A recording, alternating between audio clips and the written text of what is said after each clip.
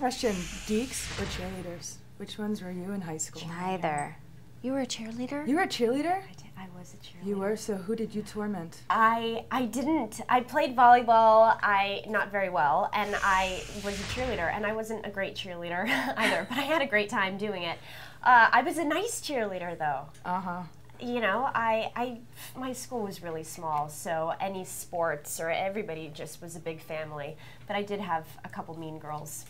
That were mean to you? That were mean to me. Oh, Can you believe that? Cheerleader on cheerleader? What, isn't that cannibalism or Whoa. something? Yeah, I don't even think she was a cheerleader. She was just an angry person. That's hilarious. And you were neither. I was neither. I was a musical theater girl, which I guess lends itself more to the geeky side, but I'm proud of it. I'm proud of my musical theater roots, but I couldn't be a cheerleader because I was singing, and so you can't sort of yell in your off hours when you're singing.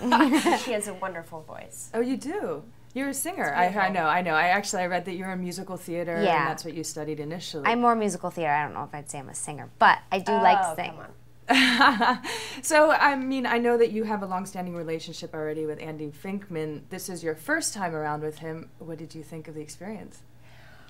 Well, their dynamic is a very interesting one. They've known each other for years and years and years, and they were very comfortable with each other right off the bat.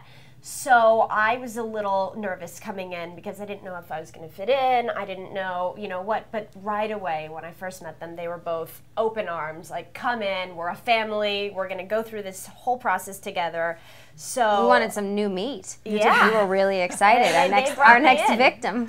I was. Now, for you, does it make it easier to be directed by a good friend, or almost a bit difficult because he needs to be nicer to you or not as No, nice not to you? difficult at all. No. Andy's the easiest person to work with perhaps ever. He and I have known each other for 10 years. He convinced me to move to Los Angeles. And we met because he hired me to do a play in New York, and we've just always stayed close. We get along so well, and it's very easy to be directed by him, and he's a really, really good leader because he insists that everyone has a good time at work. There is no getting around that. So even if you're having the worst day of your life, he will find a way to tickle your funny bone and make sure that you are recognizing how lucky we are to be working in this business. And that, I think, is his greatest gift. So, in the notes they said that every day on set you guys were singing and dancing. Was it like a sing-along? Was everyone like, "Kumbaya, my lord"? Kind of. We were usually, we mess around a lot. So there was, people grabbed the mic, and Kristen Chenoweth was there, so she sang a lot, which was awesome.